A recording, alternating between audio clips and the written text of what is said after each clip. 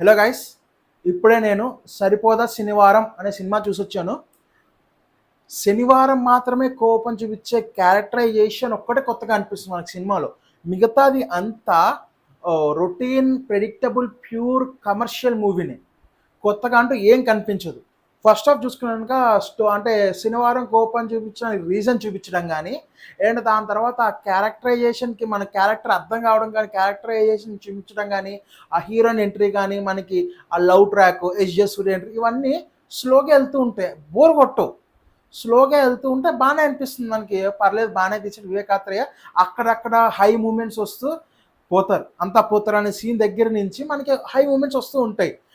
Interval bang అయితే next level ఉంటుంది. అక్కడ బిజాయ్ కొట్టే బీజియం ఏదైతే ఉందో వేరే లెవెల్ అసలు. మనకి ఎప్పుడైతే ఇంటర్వెల్ అయిపోతుందో సెకండ్ హాఫ్ స్టార్ట్ అయిన దగ్గర నుంచి మనకి మూవీ అక్కడ ఎస్జే సూర్యకి అండ్ నానికి జరిగే టామ్ అండ్ జెర్రీ ఫైట్ లాంటి సీన్స్ ఏవైతే ఉన్నాయో అవి చాలా బాగా హై ఇస్తాయి. అండ్ అక్కడక్కడ మనకి ఎస్జే సూర్య యాక్టింగ్ వల్ల, ఆయన ఎనర్జీ వల్ల అక్కడక్కడ కామెడీ సీన్స్ జనరేట్ అవుతూ చాలా బాగుంటుంది. అండ్ కానీ మధ్యలో ఎక్కడో ఏదో వెళ్తే అంటే లాగ్ అవుతుంది అనిపిస్తుంది, కాసేపు బాగానే అనిపిస్తుంది, పర్లేదు అనిపిస్తుంది. మొత్తానికి ఎలాగలాగా బాగానే అనిపిస్తూ క్లైమాక్స్కి వచ్చేస్తాం. ఇంకా క్లైమాక్స్ దగ్గర కరెక్ట్గా మెయిన్ ప్లాట్ క్లైమాక్స్ వచ్చేస్తుంది. ఒక మంచి హై మూమెంట్ ఏదో వస్తుంది అనే టైంకి డ్రాగ్ వచ్చేస్తుంటే అనిపిస్తుంది మన క్లైమాక్స్కి. క్లైమాక్స్ డ్రాగ్ చేసిన క్లైమాక్స్ మాకు మంచి మెసేజ్తోనే పెట్టారు. ప్రతి కమర్షియల్ సినిమాలో ఒక రొటీన్ కమర్షియల్ సినిమా పెట్టే మెసేజ్ లానే ఒక మెసేజ్ పెట్టారు. ఇందులో మనకి ప్లస్ పాయింట్స్ అంటూ ఏవైతే ఉన్నాయంటే Nani acting, SJ Surya energy, and Nani and SJ Surya face of scenes, and BGM. ఈ 4 అయితే హైలైట్ అనిపిస్తాయి మనకి. అండ్ నెగిటివ్ వచ్చేసి ఏంటంటే మనకి మైనస్ పాయింట్ ప్రెడిక్టబుల్ స్టోరీ అనిపించడం. ఎంత హై లెవెల్ అనిపిస్తున్నా సరే నెక్స్ట్ ఏం జరుగుతుందో తెలిసిపోతుంది. సో రావాల్సిన హై రాదనమాట.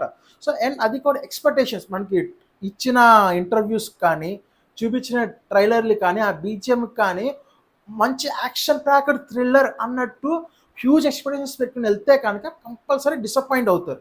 సో ఓవరాల్గా ఇది ఒక అబవ్ యావరేజ్ ఫిలిం నాని నుంచి వచ్చింది. అయితే మనకి దసరా, హాయ్ నానా మంచి హిట్ల తర్వాత హ్యాట్రిక్ హిట్ కొడతా అంటున్నాను నాని.